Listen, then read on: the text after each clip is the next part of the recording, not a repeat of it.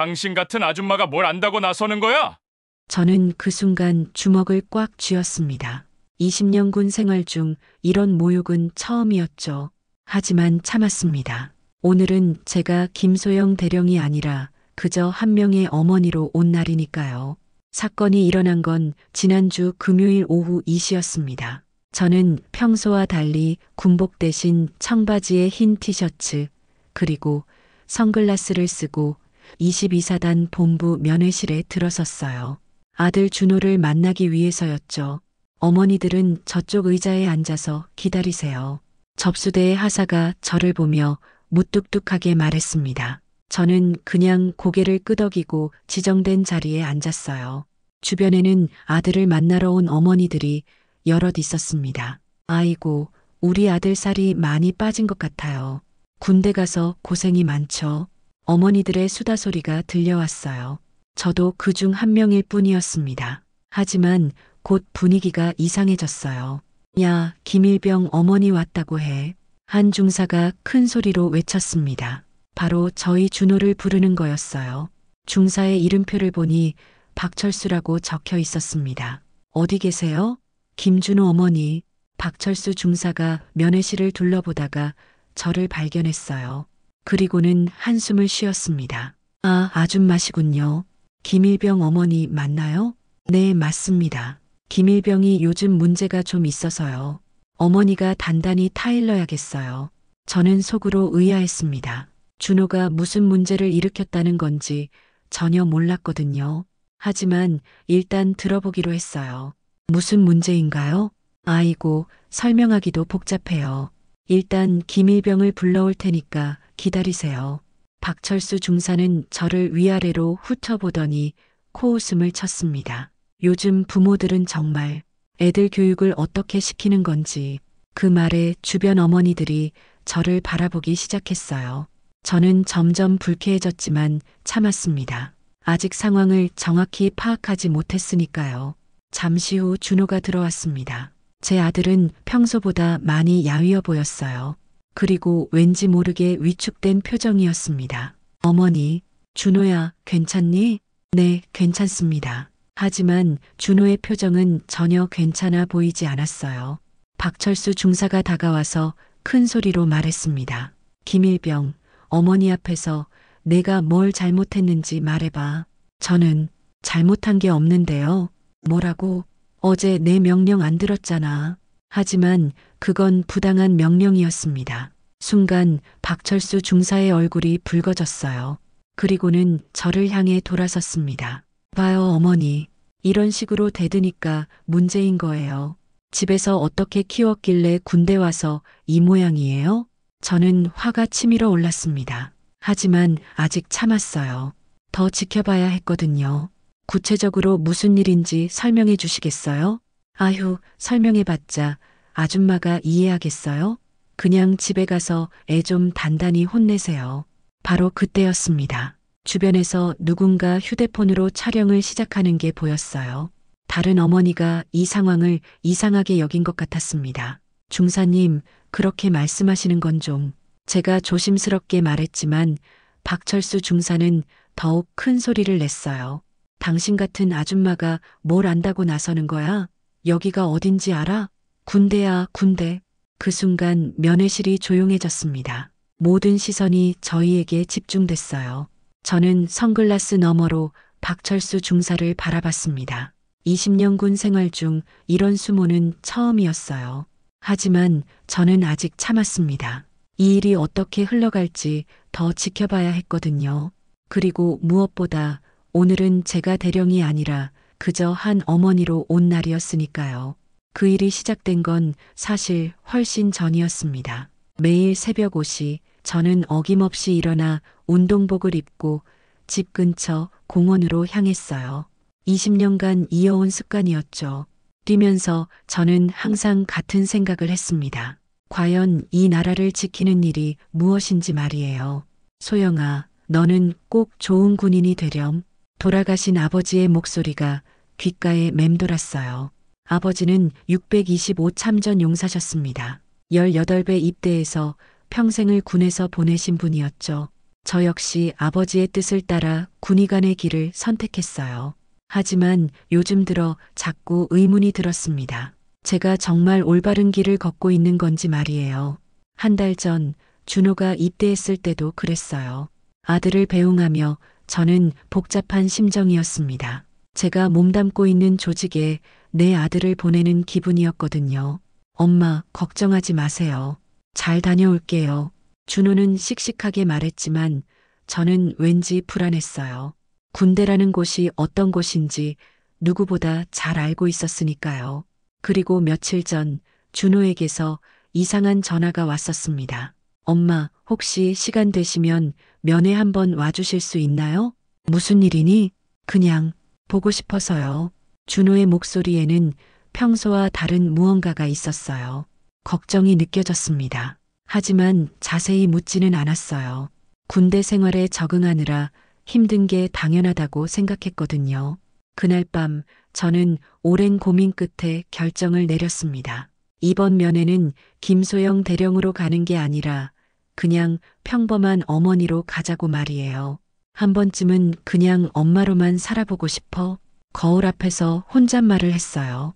평소 단정하게 묶던 머리를 풀어헤치고 화장도 연하게 했습니다. 군복 대신 평상복을 골랐어요. 다음 날 아침 출근 준비를 하던 저는 문득 멈춰 섰습니다. 옷장에 걸린 군복을 바라보며 생각에 잠겼어요. 과연 이 옷이 저를 더 나은 사람으로 만들어주는 걸까요? 부관 강소령에게 전화를 걸었습니다. 오늘 일정 모두 취소해 주세요. 개인적인 일이 있어서요. 네, 대령님, 오늘 중요한 회의가 미뤄주세요. 부탁드립니다. 저는 단호하게 말했어요. 20년 만에 처음으로 사적인 일을 우선시하는 순간이었습니다. 집을 나서며 저는 선글라스를 썼어요. 혹시라도 누군가 알아볼까봐 걱정됐거든요. 하지만 동시에 이상한 해방감도 느꼈습니다. 마치 감옥에서 탈출하는 기분이었어요. 택시를 타고 부대로 향하면서 저는 창밖 풍경을 바라봤습니다. 평범한 사람들이 평범한 일상을 살아가고 있었어요. 저도 그중 한 명이 되고 싶었습니다. 아저씨, 22사단 정문 앞에서 세워주세요. 군인 가족이세요? 네, 아들 면회 가는 길이에요. 그 말을 하며 저는 묘한 기분을 느꼈어요. 지금 이 순간만큼은 정말로 그냥 평범한 어머니였거든요. 부대 정문에 도착했을 때 저는 잠시 망설였습니다. 정말로 이 신분을 숨기고 들어가도 되는 걸까요? 하지만 이내 마음을 굳혔어요. 오늘만큼은 김소영 대령이 아니라 김준호의 어머니로 살아보겠다고 말이에요. 면회 신청서를 작성하며 저는 직업란에 주부라고 적었습니다. 거짓말이었지만 완전한 거짓말도 아니었어요.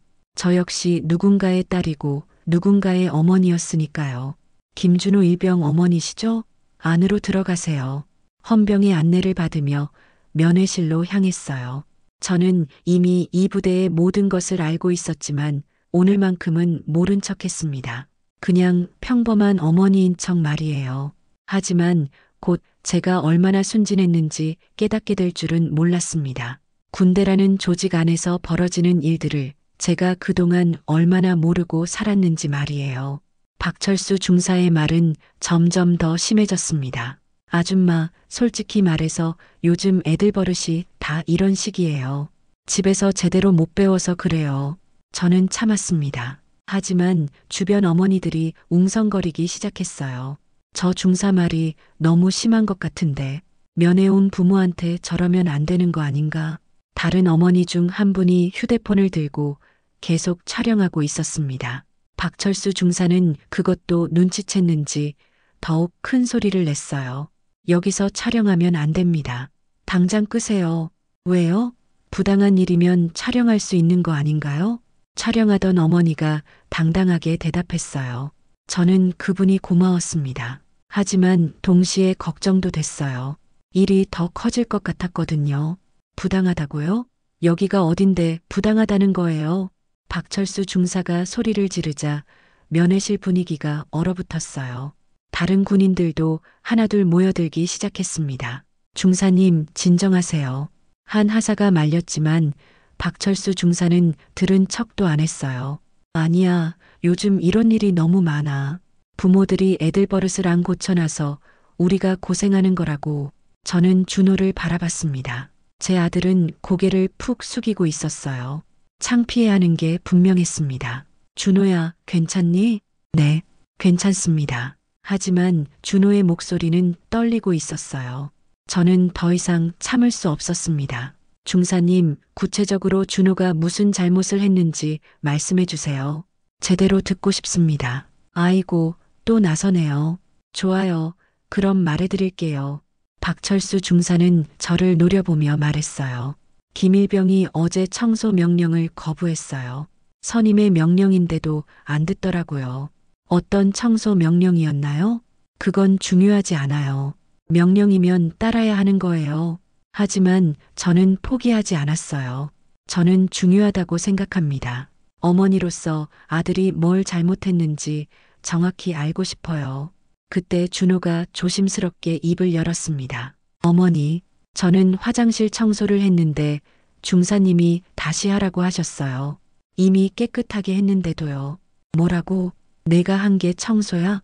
그딴 식으로 하면 청소가 아니지. 박철수 중사가 버럭 소리쳤어요. 그 순간 저는 무언가 이상함을 느꼈습니다. 몇 번이나 다시 시켰나요? 그건 상관없어요. 제대로 할 때까지 시키는 게 당연하죠. 주변에서 수군거림이 더 커졌어요. 다른 어머니들도 이상하다는 표정이었습니다. 아니, 저것 봐요. 화장실 청소를 몇 번씩 시킨다는 거예요? 너무 심한 거 아닌가요? 박철수 중사는 점점 더 흥분했어요. 여러분들이 뭘 아세요? 군대는 규율이 중요한 거예요. 이런 식으로 나서면 안 돼요. 그때 다른 군인 한 명이 박철수 중사 귀에 뭔가 속삭였어요. 아마 상황이 안 좋아지고 있다는 얘기였을 겁니다. 아무튼 오늘 면회는 여기서 끝내죠. 김일병 어머니, 집에 가서 애 좀 단단히 타일러세요. 박철수 중사가 면회를 끝내려고 했어요. 하지만 저는 일어나지 않았습니다. 잠깐만요. 아직 제대로 된 설명을 못 들었는데요. 아줌마, 진짜 끝까지 나서시려고요? 박철수 중사의 말투가 점점 더 거칠어졌어요. 주변 어머니들이 걱정스럽게 저를 바라봤습니다. 그만하시죠. 일이 더 커지기 전에요. 한 어머니가 저에게 조용히 말했어요. 하지만 저는 고개를 저었습니다. 아니에요. 이건 분명히 짚고 넘어가야 할 일이에요. 그 순간 박철수 중사가 제 앞으로 성큼 다가왔어요. 아줌마, 여기서 더 말썽 부리지 마세요. 안 그러면 김일병이 더 힘들어질 거예요.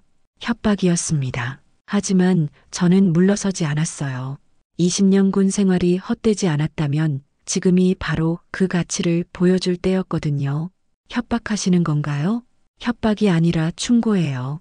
아줌마 같은 사람 때문에 애가 고생하는 거라고요. 바로 그때였습니다. 갑자기 사이렌 소리가 울려 퍼졌어요. 삐익. 갑자기 울린 사이렌 소리에 면회실이 술렁였습니다. 화재 경보입니다. 모든 인원은 대피하세요. 스피커에서 긴급 방송이 흘러나왔어요. 저는 즉시 군인의 본능이 작동하는 걸 느꼈습니다. 하지만 지금은 평범한 어머니 역할을 해야 했죠. 어머, 큰일 났네요. 불이 났나 봐요. 어머니들이 당황하며 일어섰어요.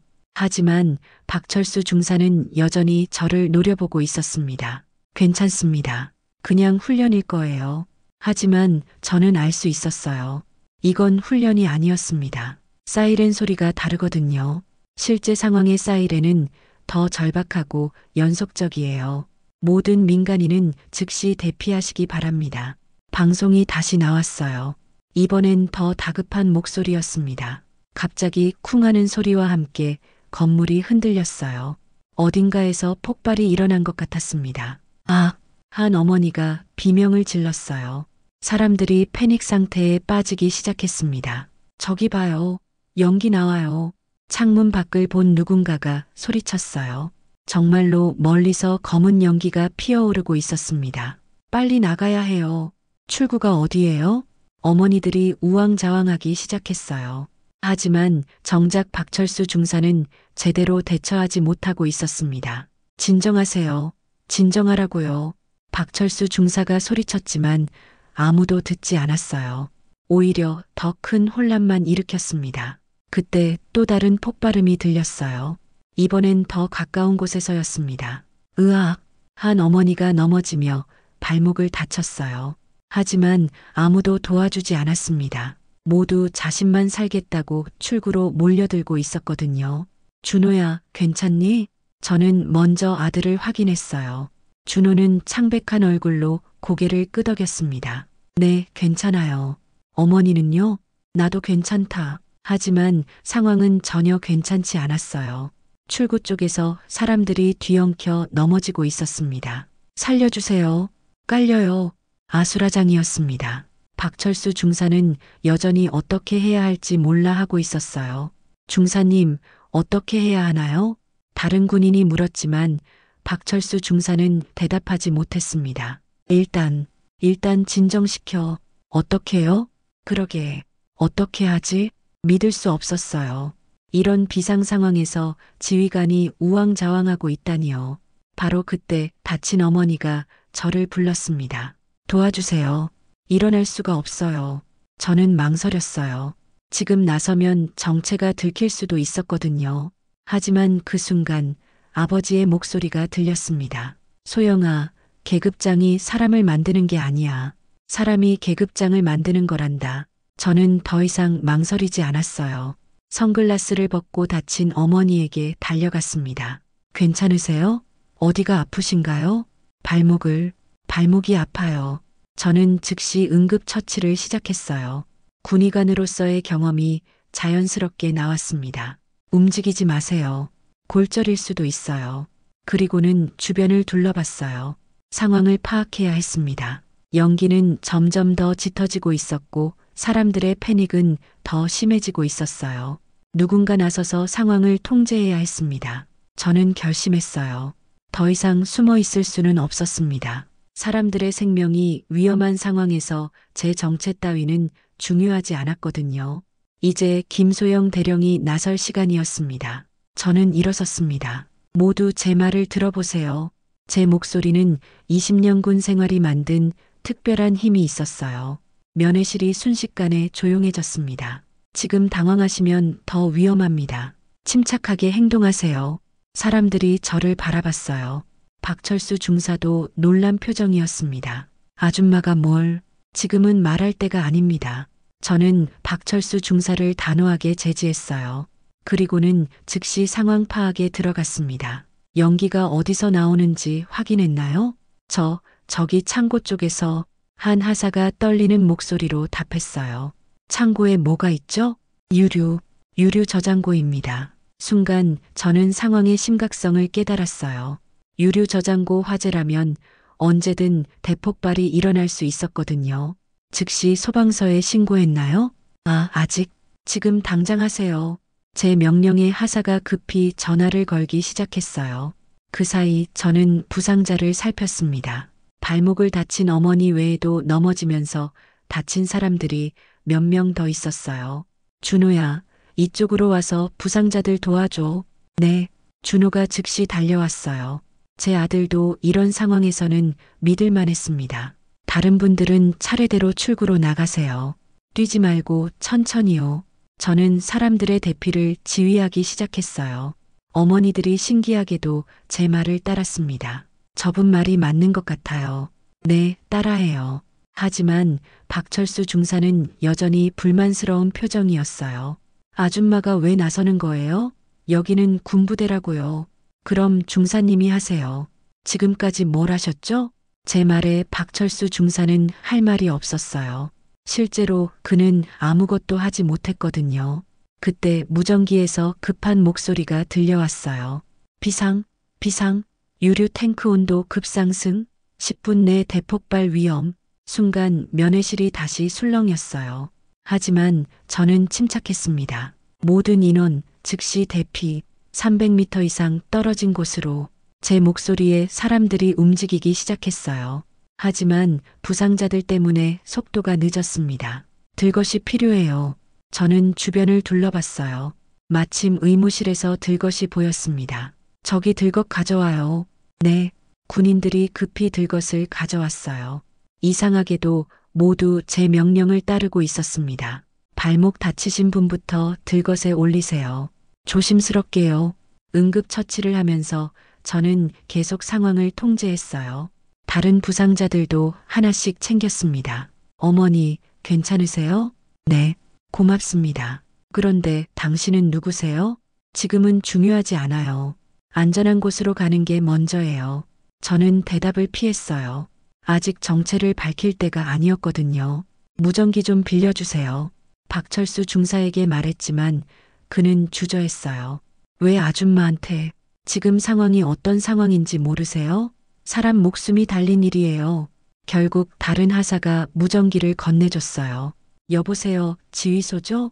면회실 인근 대피 상황 보고 드립니다. 누구세요? 신원을 밝히세요. 지금은 신원보다 상황이 중요합니다. 민간인 15명, 부상자 3명 대피 중이에요.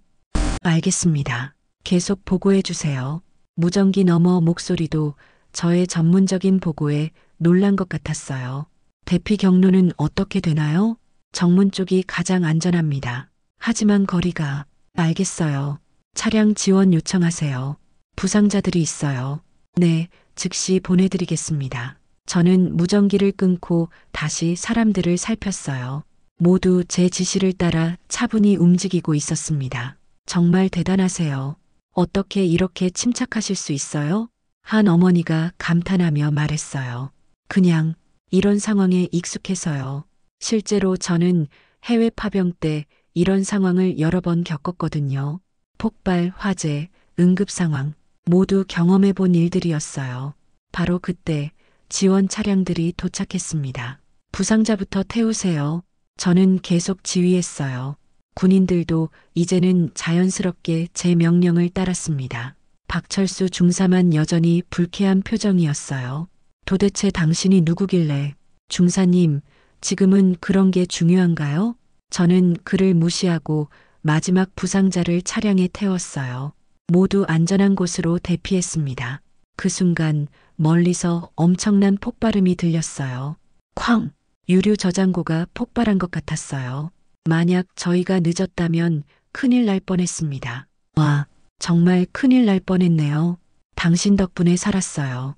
어머니들이 저를 바라보는 눈빛이 달라졌어요. 존경과 감사가 섞인 시선이었습니다. 하지만 저는 아직 긴장을 늦출 수 없었어요.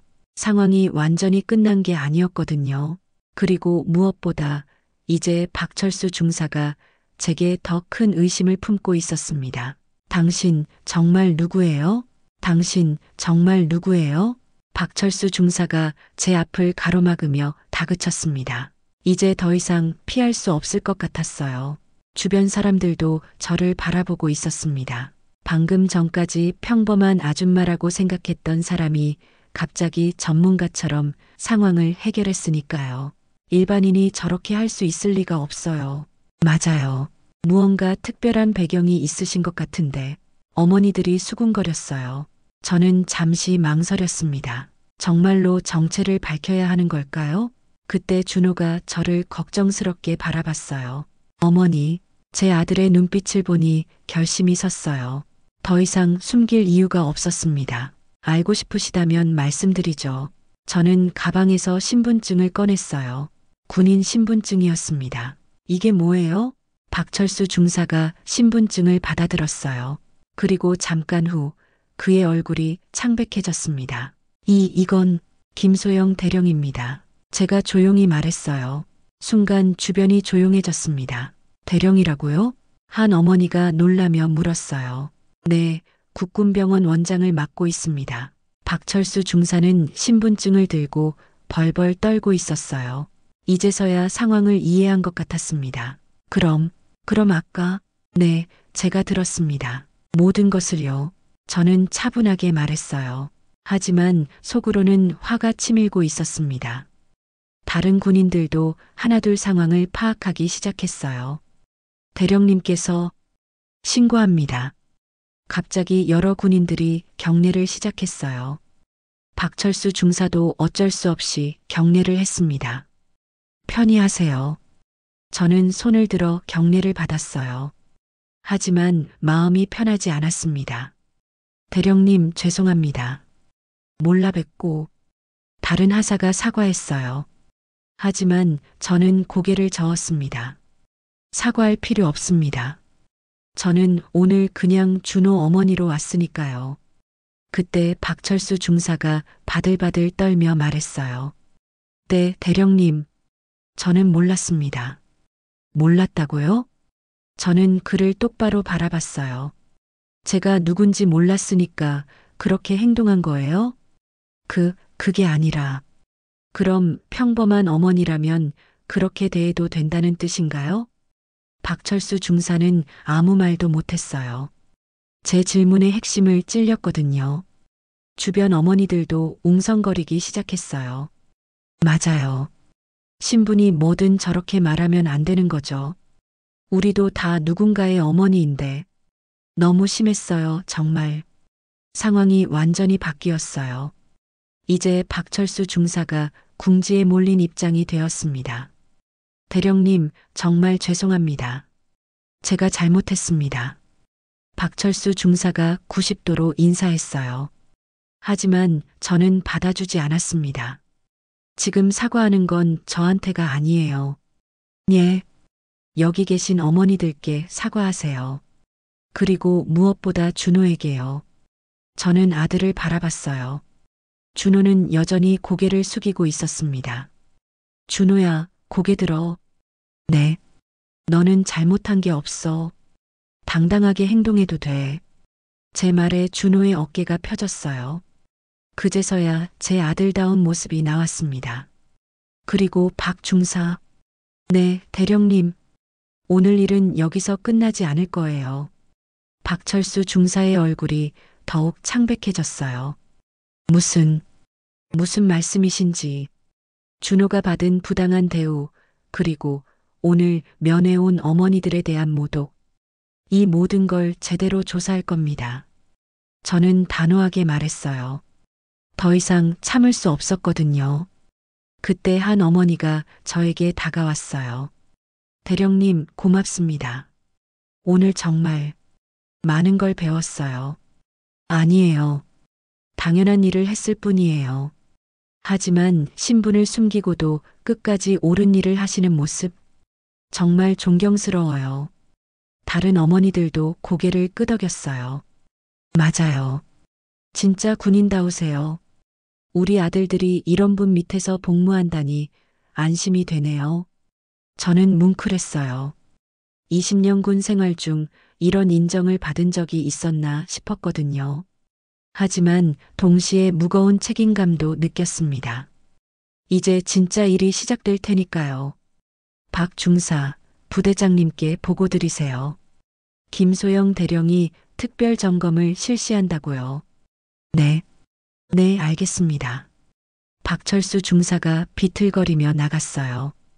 이제 진짜 무서운 일이 시작될 걸 알고 있었을 겁니다. 저는 다시 어머니들을 바라봤어요. 오늘 일은 여기서 끝이 아닙니다. 반드시 제대로 처리하겠어요. 고맙습니다, 대령님. 하지만 저는 알고 있었어요. 진짜 어려운 일은 이제부터라는 걸 말이에요. 이틀 후, 저는 정식으로 22사단을 방문했습니다. 이번엔 군복을 입고 당당하게 정문을 통과했어요. 사단장실로 향하는 길, 모든 군인들이 경례를 했습니다. 김소영 대령님 오셨습니다. 부관의 안내로 사단장실에 들어갔어요. 김태수 준장이 저를 맞았습니다. 대령, 갑작스럽게 방문하신 이유가. 준장님, 심각한 문제가 있습니다. 저는 곧바로 본론으로 들어갔어요. 더 이상 시간을 낭비할 수 없었거든요. 며칠 전 면회 사건 들으셨죠? 아, 그 일 말이군요. 박철수 중사가 실수를 했다고 들었는데. 실수가 아닙니다. 구조적인 문제예요. 저는 미리 준비한 자료를 꺼냈어요. 지난 이틀 동안 철저히 조사한 결과였습니다. 준장님, 이것 좀 보세요. 자료에는 박철수 중사의 지난 6개월간 행적이 정리되어 있었어요.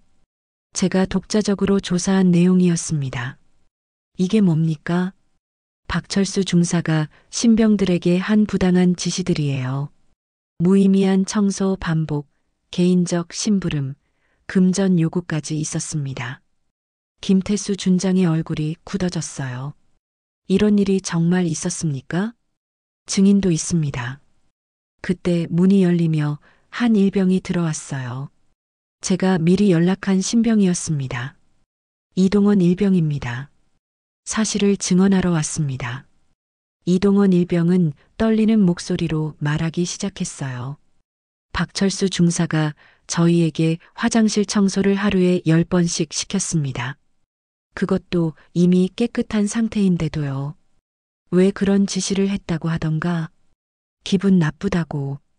그냥 기분 나쁘다고 했습니다. 김태수 준장이 한숨을 쉬었어요. 또 다른 증언도 있나요? 네, 있습니다. 이번엔 제가 직접 말했어요. 박철수 중사는 신병들에게 개인적인 심부름을 시켰습니다. 빨래, 설거지, 심지어 사적인 쇼핑까지요. 그런 증거가 있습니까? 저는 또 다른 자료를 보여줬어요. 이건 박철수 중사의 통장 내역입니다. 신병들에게서 받은 돈이 입금되어 있어요. 뭐라고요? 김태수 준장이 놀라며 일어섰어요. 용돈이라는 명목으로 한 달에 10만 원씩 받았습니다. 신병 5명에게서요. 이런 일이.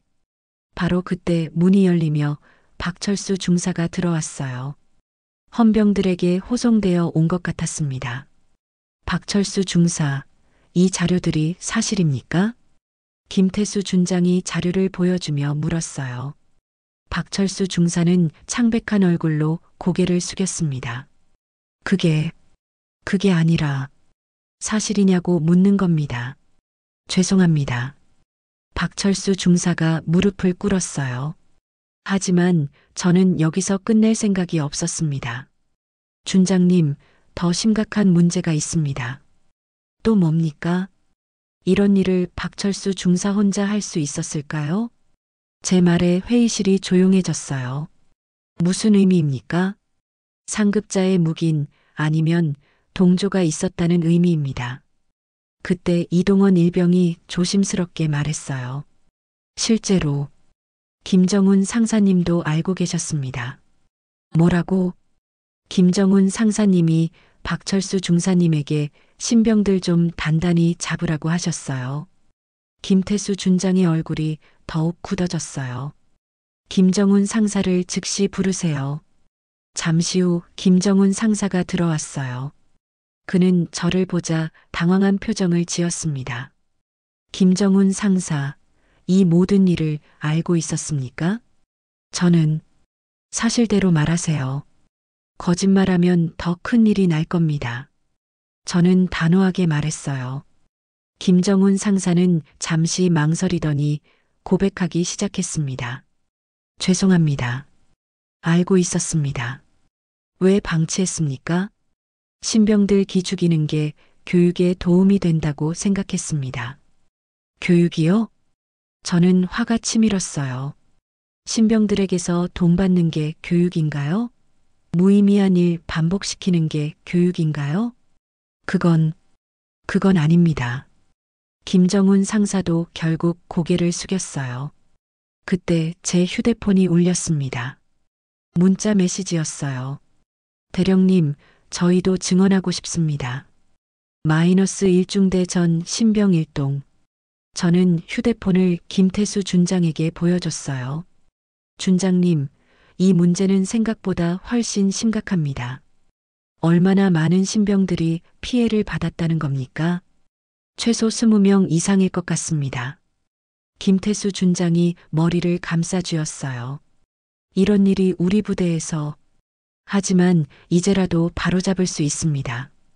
저는 희망적으로 말했어요. 준장님, 이 기회에 부대 전체를 점검해야 합니다. 이런 일이 다시는 일어나지 않도록요.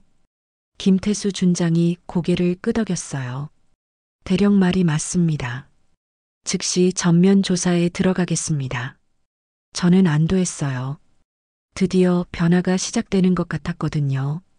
하지만 동시에 알고 있었어요. 진짜 변화는 이제부터라는 걸 말이에요. 한 달 후, 저는 다시 22사단을 찾았습니다. 이번엔 특별한 이유가 있었어요. 부대 전체에 새로운 제도를 도입하는 날이었거든요. 대령님, 준비가 모두 완료되었습니다. 김태수 준장이 저를 맞았어요. 한 달 전과는 완전히 달라진 표정이었습니다. 신병들 반응은 어떤가요? 놀라울 정도로 좋습니다. 이런 변화를 기다리고 있었던 것 같아요. 저희는 함께 강당으로 향했어요. 부대 전체 간부들이 모여 있었습니다. 여러분, 오늘부터 우리 부대에 새로운 제도가 시행됩니다. 제가 단상에 서서 말했어요. 그 이름은 존중과 소통의 군대 프로그램입니다. 박수가 터져 나왔어요. 간부들의 표정도 진지했습니다.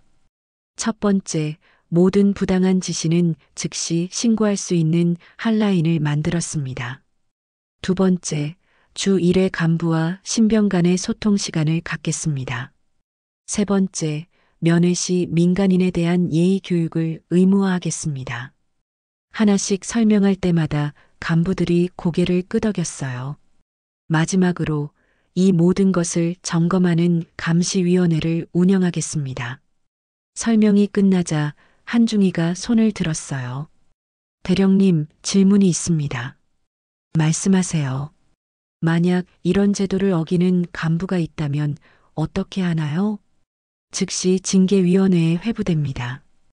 군인으로서의 자격을 잃을 수도 있어요. 중위가 고개를 끄덕였어요. 다른 간부들도 긴장한 표정이었습니다. 여러분, 이건 처벌을 위한 제도가 아닙니다. 저는 분위기를 부드럽게 만들었어요. 더 나은 군대를 만들기 위한 거예요.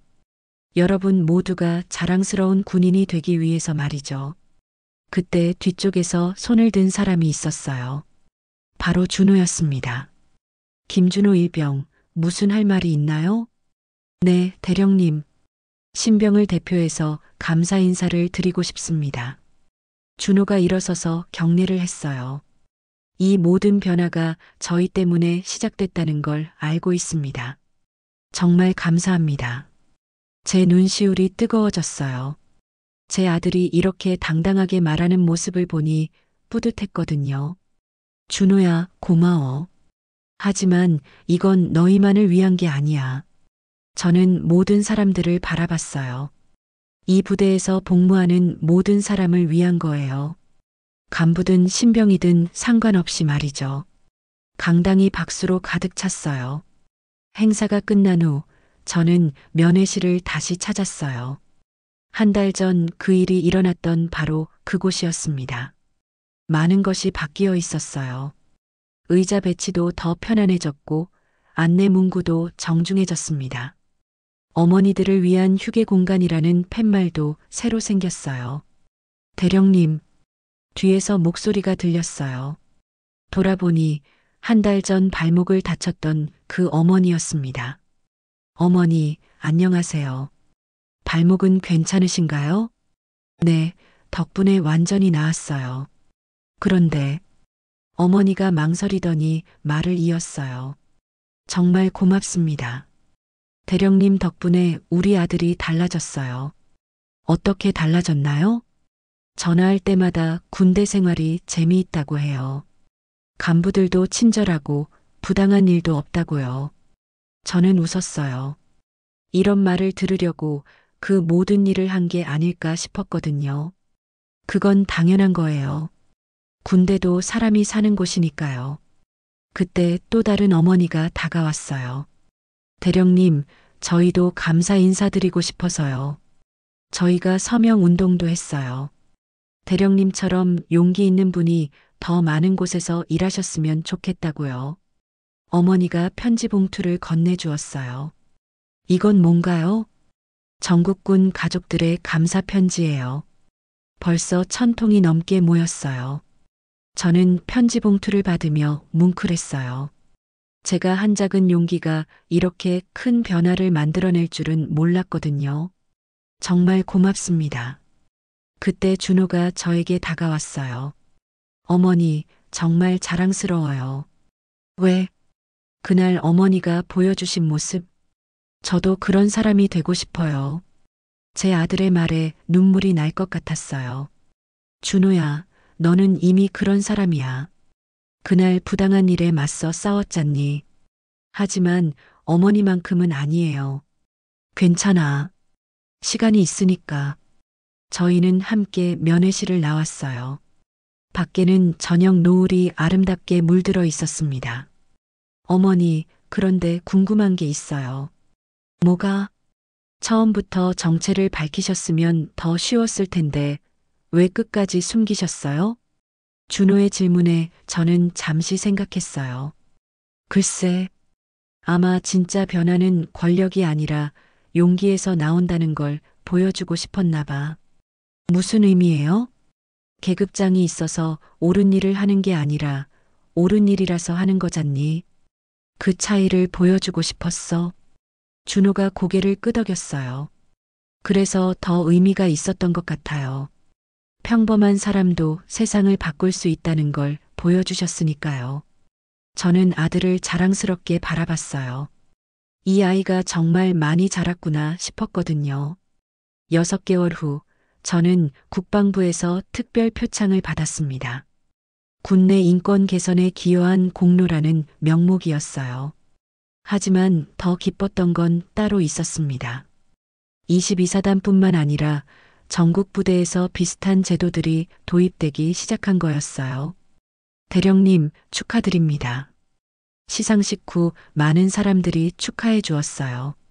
하지만 저는 이게 끝이 아니라는 걸 알고 있었습니다. 고맙습니다. 하지만 이제 시작이에요. 무슨 말씀이신가요? 진짜 변화는 제도가 아니라 마음에서 시작되는 거니까요. 모든 사람이 서로를 존중하는 마음 말이에요. 그날 밤 집에 돌아온 저는 아버지 사진을 바라봤어요. 아버지, 제가 옳은 길을 걸었을까요? 사진 속 아버지는 여전히 자상한 미소를 짓고 계셨어요. 마치 잘했다고 말씀하시는 것 같았습니다. 다음 날 아침, 저는 또다시 새벽 운동을 나갔어요. 변하지 않는 일상이었지만 마음은 전과 달랐습니다. 뛰면서 저는 생각했어요. 작은 용기 하나가 정말로 세상을 바꿀 수 있다는 것을. 그리고 그 용기는 특별한 사람만 가질 수 있는 게 아니라는 것을 말이에요. 공원에서 만난 할아버지가 저에게 말했어요. 요즘 뉴스 보니까 군대가 많이 좋아졌다던데요? 네, 조금씩 나아지고 있어요. 그럴 줄 알았어요. 젊은 사람들이 용기 있게 나서니까 세상이 바뀌는 거지. 할아버지의 말에 저는 웃었어요. 저도 이제 그 젊은 사람들 중 하나가 된 기분이었거든요. 집으로 돌아가는 길, 저는 다짐했습니다. 앞으로도 계속 이런 일들을 해나가겠다고. 작은 용기들이 모여 큰 변화를 만들어내는 그런 세상을 위해서 말이에요. 그리고 무엇보다 제 아들과 같은 젊은이들이 자랑스럽게 이 나라를 지킬 수 있는 그런 군대를 만들기 위해서요. 왜냐하면 진짜 강한 군대는 권위로 만들어지는 게 아니라 서로에 대한 존중과 신뢰로 만들어지는 거니까요. 오늘도 저는 그 꿈을 향해 한 걸음씩 걸어가고 있습니다. 그리고 여러분도 함께 해주시길 바랍니다. 작은 용기가 세상을 바꾼다는 것을 우리 모두가 증명해 보이는 거예요. 감사합니다.